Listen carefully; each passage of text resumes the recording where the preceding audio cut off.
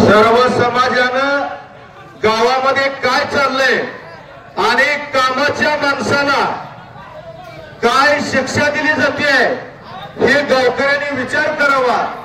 तसेच शिवाजी भोसले म्हणजे या गावाची अस्मिता आहे। या अस्मितेसाठी चिखल उडवला जातोय याचं गावकऱ्यांनी व सर्व समाजाने विचार करावा अशी मी गावाला नम्रतेची विनंती करतोय। एकदा नाही काम केलं म्हणून 2 वेळा या गावात सरपंच झालोय आणि जर कुणाला पाहिजे असेल तर त्या गटारीची वर्क ऑर्डर उद्या सुद्धा तुम्हाला नाही दाखवली तर भोसले खानदाराची अवलंब चालणार नाही। ही गटारीची व्यवस्था आहे। गटार मी मंजूर केलेली आहे परंतु ते गटार आपल्याला या आचारसंहितेमुळे करता येत नाही। हा जो मला प्रश्न विचारतोय तो एका माजी सदस्याचा मुलगा आहे। त्यानं वडिलाला जाऊन विचारावं वर्क ऑर्डर झाल्यानंतर ही गटार आचारसंहितेमध्ये करता येते का। तसेच या तुम्ही आम्ही सगळ्यांनी मिळून उद्याच्या 20 तारखेला गळ्याच्या चिन्हाचा बटन दाबून प्रचंड अशा बहुमताने विजय करा आणि जाता जाता एक सगळ्याला तुम्हाला मी नमस्कार करतो, शरणागत करतो।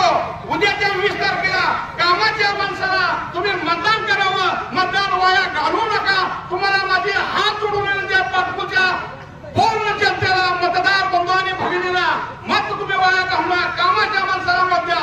काम करणारा माणूस आहे, काम करणारी व्यक्ती आहे, अशा माणसाला तुम्ही उद्याच्या 20 तारखेला राजन मालकाच्या नेतृत्वाखाली राजन मालकाचा हात बळकट करण्यासाठी प्रचंड असा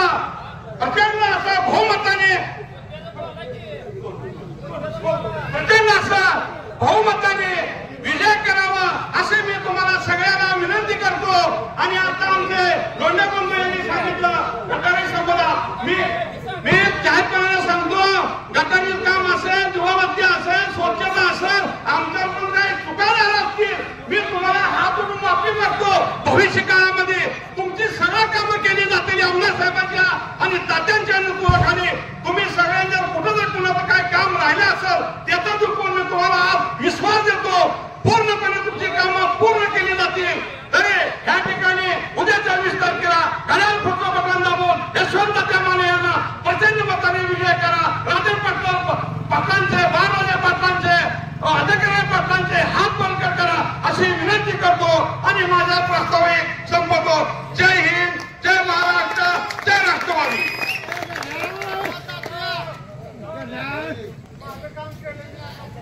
काय लावले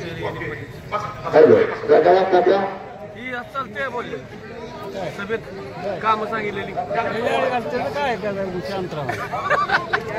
यानंतर पाटकुल गावचे प्रथम नागरिक तथा विद्यमान सरपंच प्रगतशील बागायतदार हरिभक्त परायण शिवाजी करता आपण जे उरलेला विकास आहे ते करण्यासाठी आपल्याला पुढच्या काळामध्ये त्या ठिकाणी यशवंत तात्यांच्या पाठीमागे त्या ठिकाणी उभं राहायचं।